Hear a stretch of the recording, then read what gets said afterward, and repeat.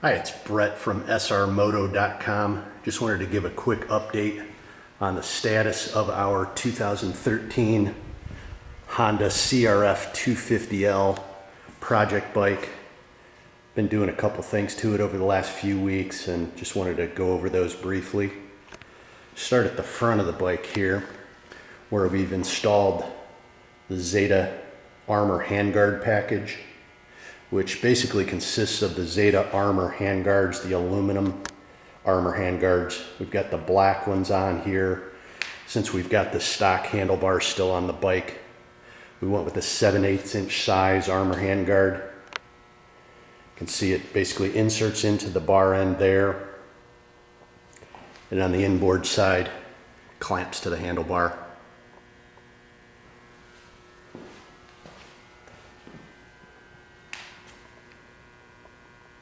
Bolted to the front of it, we have the Zeta XC flasher protectors. These, as you can see, have the turn signals integrated into the plastic protector, so there are no more stock turn signals there. We've replaced them with the ones in the flasher protector itself. You can also get this plastic protector without the flashers if you want to stick with the stock turn signals. On the throttle side, mounts the same way, inserts into the bar end. You do have to cut the grip and cut the end of the throttle tube a little bit. You want to make sure it's not rubbing on the insert at all. And again, it clamps to the handlebar there. Kind of show you how it works. Now, right now they do not come on as running lights like the stock front turn signals do, but we are going to install a 12 o'clock labs running light adapter, which will allow those to come on as running lights. So basically when you hit the turn signal, they're going to flash just like the turn signals do. Nice and bright. So again, that's the Zeta Armor Handguard package deal. Get that at SRmoto.com.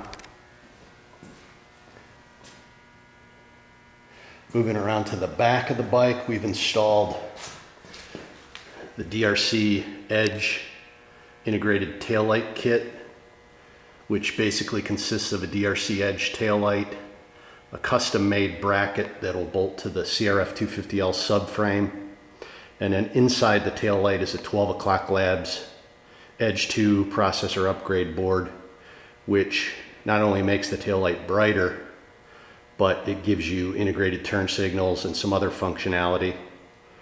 As you can see, there are no external turn signals. They're integrated into the taillight itself. I'll show you how that works.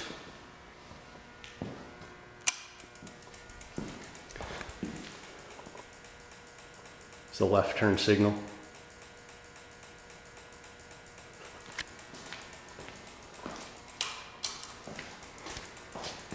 There's the right turn signal. Now, some people have asked on the via email and via YouTube what it looks like when the flashers are on and you hit the brakes. I'll try to demonstrate that. Basically, the whole thing gets brighter.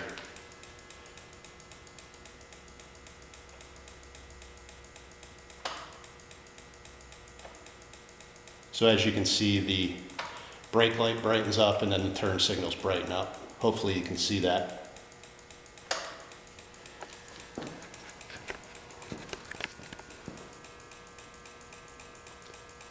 Looks much nicer on the bike than the huge stock tail light turn signal assembly. Cleans up the rear end really nicely. Okay, also we've installed a Seat Concept seat kit. This is a seat kit, not a complete seat. You basically get the seat cover and the foam from Seat Concepts. You have to glue the foam to the stock seat pan, and then you install the cover. Pretty easy to do if you have a nice staple gun. to put the cover on. Much more comfortable seat than the stock seat. Not only is it about 2 inches wider at its widest point, but it's also got a little bit softer foam. So if you're doing long rides, pretty much a must-have modification. The stock seat just doesn't cut it for that type of riding. There's a couple different options here with the seat.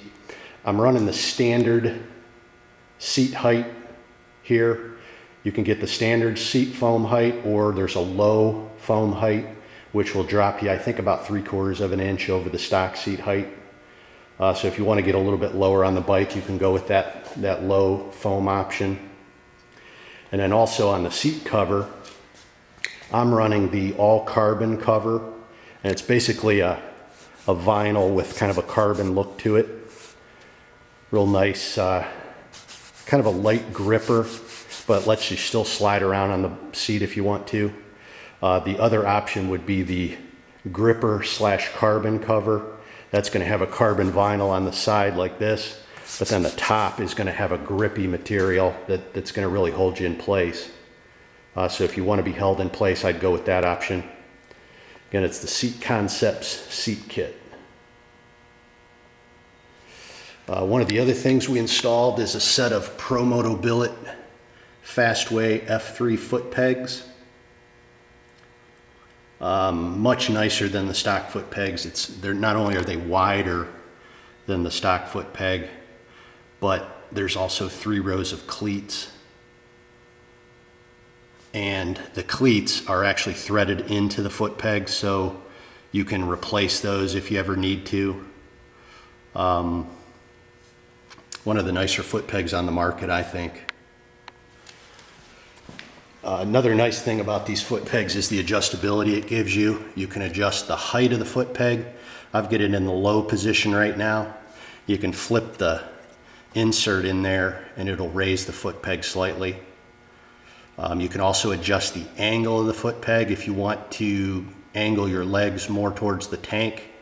There's some shims that install on the back side of that bolt, which will help you adjust the angle of the foot peg. Again, it's the SRmoto billet Fastway F3 foot peg. Another SRmoto billet item is the cargo rack I've installed. CNC machined aluminum, bolts to the subframe. Sits about a 1/2 inch off the fender, and you can see the spacers that go through the fender into the subframe.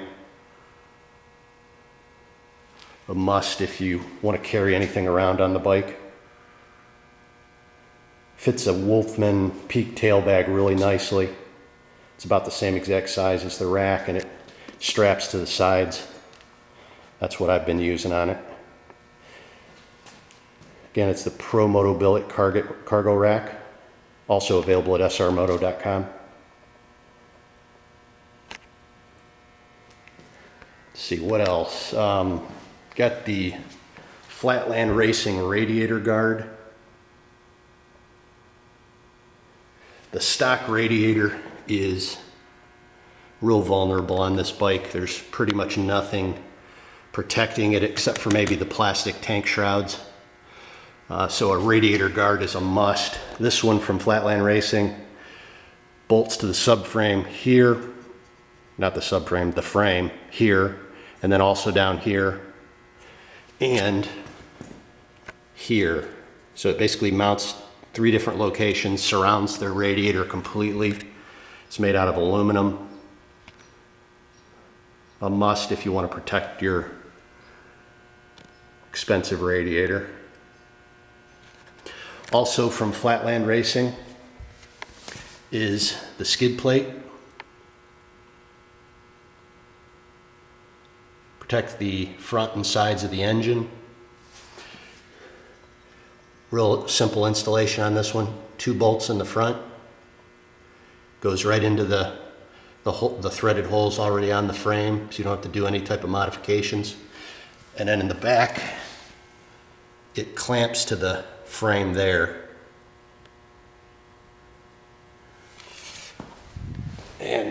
basically the same on this side. You can see it clamps to the frame there. It's the Flatland Racing skid plate, also available at SRmoto.com. A couple other things we've installed. The red Zeta oil filter cover and the red oil filler plug. Just makes the engine look a little bit nicer on the bike. On the other side, I've installed a couple of the red Zeta engine plugs and then the Zeta drive cover to replace the plastic factory drive cover, also in red. Just makes the engine look a little bit better. We sell all these red parts as a package deal on the website. So you'll get all those parts, and then you'll also get a pair of the red axle blocks, also from Zeta. Makes adjusting the chain a little bit easier to get the rear wheel aligned.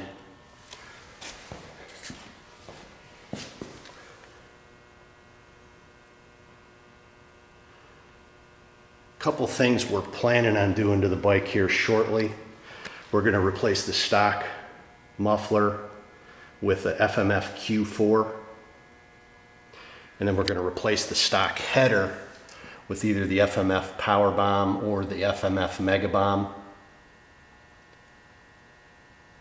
And also we're going to do at the same time the FMF EFI programmer.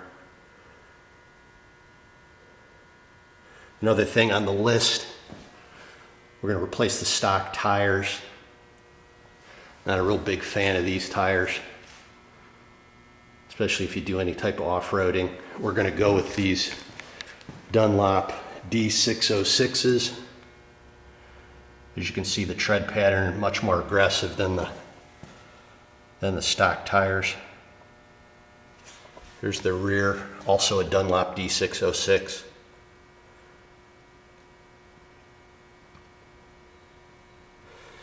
I think that's about it.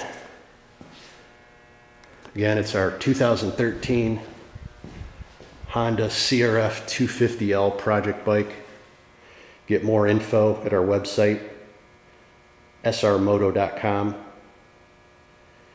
And our online store is soloracer.com/dualsportparts.html. Thanks for watching.